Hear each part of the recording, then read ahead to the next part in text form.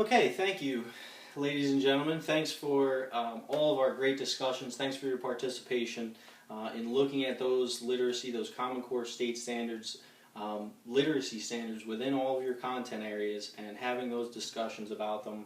I hope that you all, and I think I did as well, just learn a little bit more about what the expectations are for each student in terms of the benchmarks and standards set out for us throughout the year, which is what we're all trying to work towards and help our kids work towards. I mean, that's the name of the game.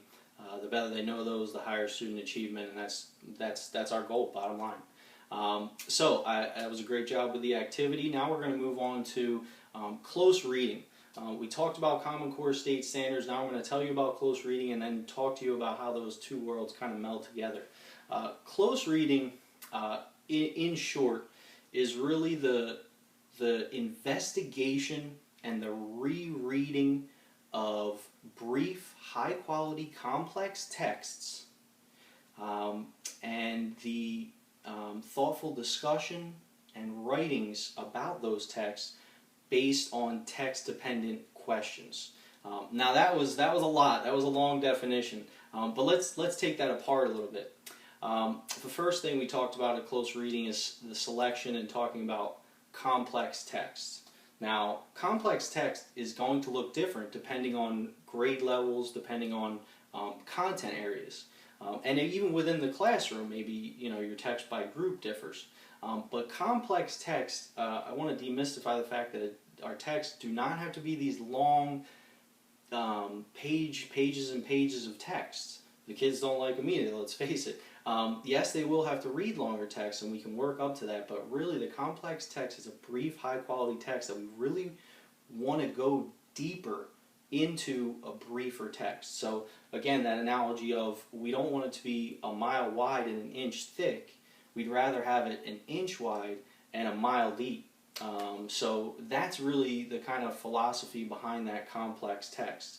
And then the complex text we're going to work on tomorrow, because you guys have done a lot already, but tomorrow we're going to work on that complex text. What does that look like in my classroom? And we're going to work on some forms and how to figure out what complex text looks like and how to select it within your class for your close reading strategies, for your close reading instruction. Now I want to move to another aspect of close reading that is extremely important, and it's developing, and this comes down to us guys, developing those text-based questions, those questions that rely on the student going back to the text, rereading, going back to the text, and kind of improving from the text, from the details that the author gives, the answers to those questions. So they're deeper level questions.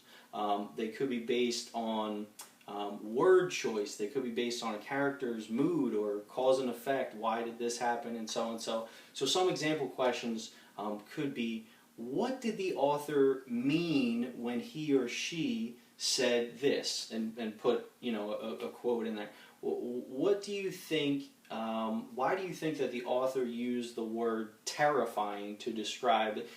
And really getting the child to look deeper and analyze and synthesize points. Well, how do you know if she liked him in the story? Well, because in chapter 3 I saw her do this, and then she pulled out his chair over in this chapter, and they're taking evidence, and then they're using the evidence from the text, delving back in there to then go ahead and answer these questions. So those are the type of questions that we want to create, those text-based questions, so to speak. So that's extremely important.